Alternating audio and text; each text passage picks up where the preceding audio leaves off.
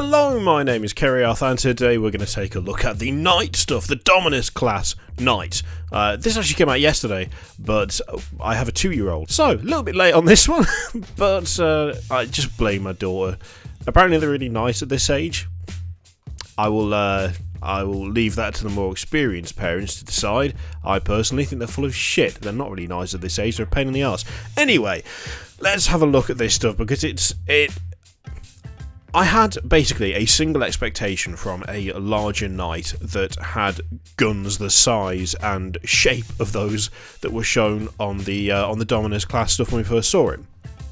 I wanted it to be meaty, and I wanted the guns to seem very over the top. Whether or not they actually were, like whether they were particularly effective, I wasn't too fussed about it. I kind of wanted something that really reflected the size and stature of these chunky lads. And that is exactly what we've got, and I really like the variety of weapons that we have. It feels very suitable, it just feels right for what this thing is. So, let's have a look. We'll start with the just the basic start line for this thing. So this is for the Knight Castellan, but the Valiant and the Castellan have got the same stats. So we have a strength of 8, toughness 8, 28 wounds, 4 attacks, 9 leadership, and a 3+ save. And the damage and such obviously will change depending on how many wounds it has remaining. 15 to 28 wounds is 10 inches of movement, 4+ weapon skill, 3+ ballistic skill, excellent. 8 to 14 wounds will be 7 inches movement, 5+ weapon skill, 4+ ballistic skill, so a little bit less effective, but still pretty damn good. And remaining 1 to 7 is where you start to get really slow and not very good at all, with 4 inches of movement, 6+ weapon skill, and 5+ ballistic skill. And as they point out, toughness 8 is pretty good, and yeah, 28 wounds is nice and solid. So I already like the start of that. I like the fact that they feel suitably meaty for what they are, and given that what they are is that, you kind of want them to have that that chunky feel, which they definitely seem to have. Okay, let's have a look at the weapons, because the weapons is where all the fun starts. So, we have the Plasma Decimator, which, I mean, it's just a giant, plasma weapon, as you would expect. So the standard is 48 inches, heavy 2d6, strength 7, AP -3, and 1 damage. And if you supercharge it, it's same range, same damage type, and then strength is 8, AP is -3, and damage is 2. So, and as always, each hit roll of one mortal wound. I mean, it's your standard plasma stuff, but heavy 2d6 is funky. I do like that, and yeah, to be honest, it's the least interesting of all of these weapons. It's still decent, it's still a plasma weapon, plasma's still quality, so there's nothing to complain about. 48-inch range is also pretty fucking good for plasma, but from the Volcano Lance onwards is where things get interesting. So, the Volcano Lance, a range of 80 inches, sure, heavy d6, strength 14, AP -5, and 3d3 damage, and you can reroll failed wound rolls when targeting Titanic units with this weapon. I absolutely love it. It's ridiculous. It's so good. So, as they put, and I have to admit, it's like the first time I read this, I was like, so, like a small shadow sword, right? Pretty much, yeah. The range is hilarious. I don't know why it's hilarious. I think it's because it's so excessive compared to everything else. Like an 80-inch range on the same thing that's got that plasma weapon, which is 48-inch range. 80-inch. I just, it fits. It's what it should be. It should be a massive long-range blast, and that's exactly what it is. I like it. The Conflagration Cannon, which again, I'm loving the names. Brilliant. Range 18 inches and heavy 3d6, which is juicy. Strength 7, AP -2, damage 2, and the weapon automatically hits its target. Nice little horde breaker there, especially with 2 damage. I mean, that's not even terrible against things like Primaris and stuff. It's pretty nice. So, overall, you can see what I mean, hopefully, about these weapons being they feel very over the top, but they are suitable for the size of the thing that they are on. It's what you want. But yeah, I like it. I do like that. We also have the Thundercoil harpoon, which is my favourite weapon of all of them, just because it's so silly. So the Thundercoil harpoon has a range of 12 inches, which means you've got to get your Dominus-class knight pretty much all the way up the board, but sure. Heavy 1, only get one shot, but you only really need one because strength 16, AP -6, damage 10. I'm like, what? You can re-roll failed hit rolls when targeting vehicle or monster units with this weapon, though. Which, you bloody...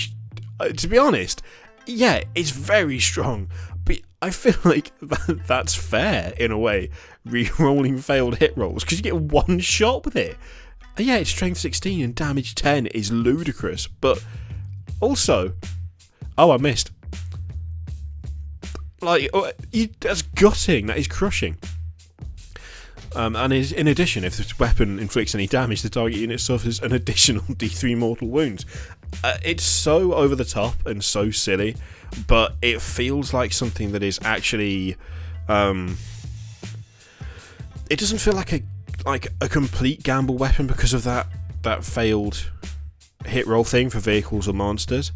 But that 12-inch range, that is not a long-range weapon by any stretch of the imagination. That is a very short-range weapon, especially on something the size of this thing. Like, it's just...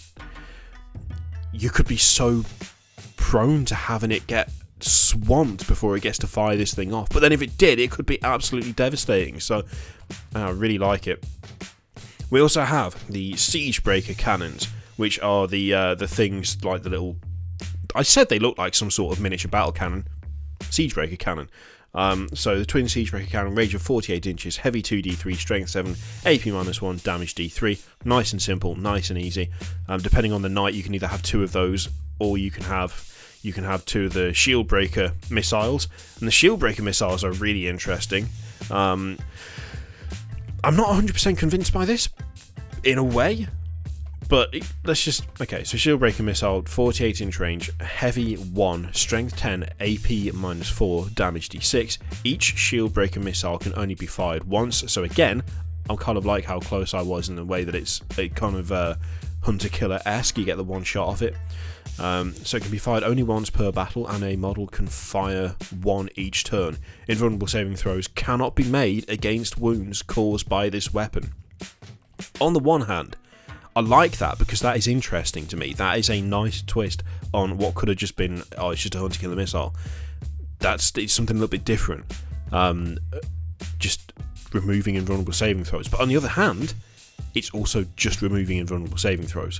So I'm kind of in two minds. I like it on the one hand, and also feel like just stripping something of an ability like that without any sort of answer to it is... I don't know. I'm kind of in two minds about it. I like it, but I'm a little bit wary of it, if that makes sense. There's also the Imperial Knight Stratagem Oathbreaker guidance system. The noble houses claim that the machine spirits of their Shieldbreaker missiles can scent dishonour, hunting out those who would hide behind their thralls and explosively punishing them for their cowardice. Of course they would. Of course they claim that. Use this stratagem before choosing a target for a Shieldbreaker missile in your shooting phase. That Shieldbreaker missile can target a unit that is not visible to its bearer and can target a character even if it's not the closest enemy unit. That's pretty massive, especially when you look at characters that provide buffs to the units around them. I'm thinking things like Celestine. They're not going to enjoy having a Shieldbreaker missile hit them in the face, frankly.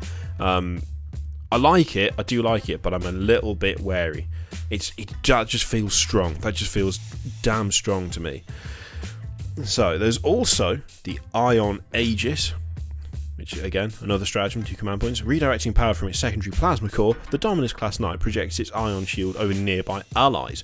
Use the stratagem at the start of your opponent's movement phase. Choose a Dominus-class unit from your army. That unit cannot move until the end of its next turn for any reason, but until the start of your next turn. Friendly Imperium units have a 5+ invulnerable save against ranged weapons, whilst they are wholly within 6 inches of that unit. I do like that. That's nice. It gives them a bit more... I guess it gives them a bit more kind of synergy and usefulness outside of being a giant walking gun platform with other Imperium units. So, yeah. I mean, it just looks...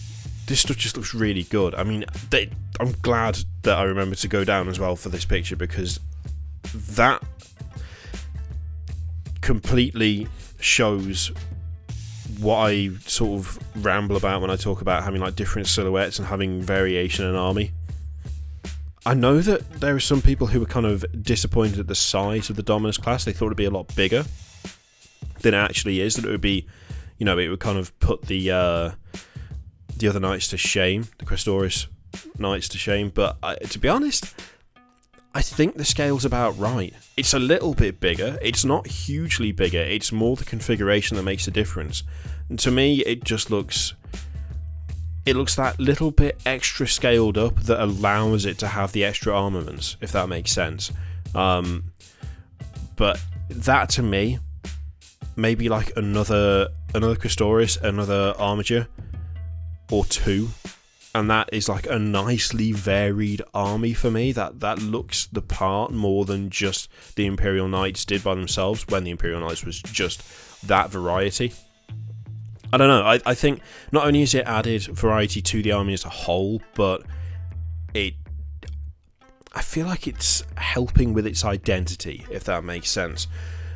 I think they've done a really good job designing them, more than anything. I think that stuff all works together. They look different enough to be kind of unique to each other, and similar enough that they are unquestionably part of the same force. They've done a good job with them, basically. Yeah, and I'm liking this stuff. I really am liking it. I think the Dominus class is providing something that's similar but different enough to make it worth the effort, if that makes sense. I'm saying that a lot today. I'll stop saying if that makes sense. I'm also happy that my terrible rambly guesses as to what the weapons were not far off. Although admittedly, it's not that difficult. One of them looks like a giant flame, and the other one looked like a giant plasma weapon. Not difficult to work out. The harpoon, I'm only a little bit disappointed with, because I really wanted the ability to just drag vehicles across the ground if they were hit with it. That was admittedly maybe a little bit of a pipe dream, but it's still kind of awesome. Very over the top. Yeah, I'm liking it. I am liking it. It's nice to see it fleshed out more, without having to go to Forge World. That's the big thing for me. I have seen as well some leaks for prices. The Armiger I've seen listed as £45. The standard knights are just what they always have been. I have seen it suggested that the Castellan and the Valiant are both going to be like £100, but they're not going to be dual kit. They're going to be separate kits. Making them cheaper is good. Making them dual kit I would have actually preferred, honestly. When it comes to big models like that with that many options, magnetisation is a big thing, and them not being dual kit is a little bit disappointing, in that you wouldn't be able to do that. You wouldn't be able to just have, the one kit and make it into both using, just swapping out the weapons. If that's true, that is disappointing. But to offset that, I've also seen a price that suggests that the Renegade box is going to be 120 quid. Now, if that is accurate, that is unbelievably good value. I mean, even it's still crazy good value. The Renegade box was great value to begin with. 120 quid for 2 Questoris Knights and that Sector Mechanicus scenery is ludicrous. I really like this pattern. that Games Workshop are doing. On the one hand, it's bad because it gets you into that army and then you end up buying all the more expensive shit. But on the other hand, it is also so helpful and so good for just getting people in to begin with.